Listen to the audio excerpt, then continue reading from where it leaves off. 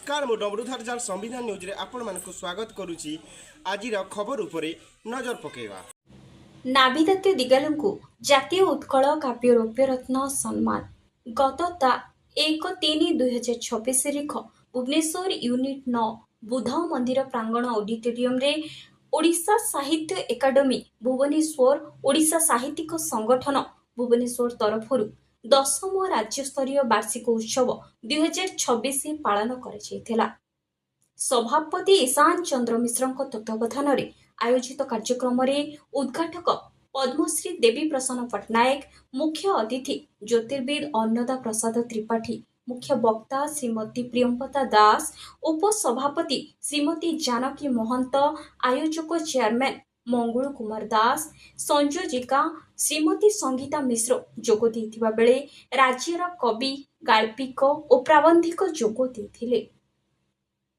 उक्त 10म वार्षिक राज्यस्तरीय उत्सव रे कंधमाल जिला उपांत अंचल कवि श्री नाभिदात्य दिगालंकु जातीय उत्कल काव्य रौप्य रत्न सम्मान रे सम्मानित कर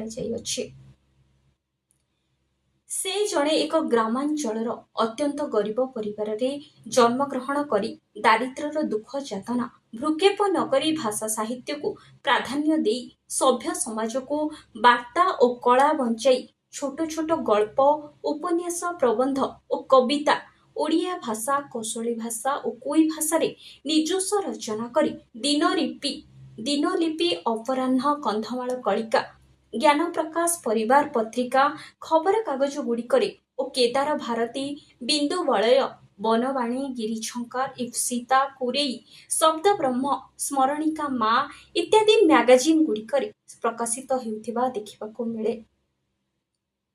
से जड़े साहित्य अनुरागी होइथिबारु विभिन्न अनुष्ठान तरफरु सम्मानित होई साहित्य सम्मान, बाणीपुत्र सम्मान और जातीय उत्कल काव्य रौप्य रत्न सम्मान पाई परिछन्ते एवं ब्रोंज मेडल और इंटरनेशनल आइकन अवार्ड 2025 मध्ये पाइछन्ते।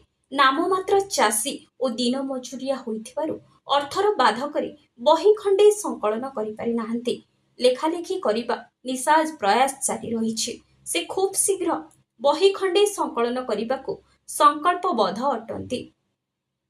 से जड़े ओडिशार जनाशुना कवि भावरे परिचय सृष्टि करिपारिछन्ते। से तांकर शेष निश्वास पर्यंत कलम मूलरे कविता, गल्प, प्रबंध, उपन्यास लेखि समाजर नकारात्मक चिंताधारा बदलैबा पई तांको प्रयास जारी रखिछन्ते।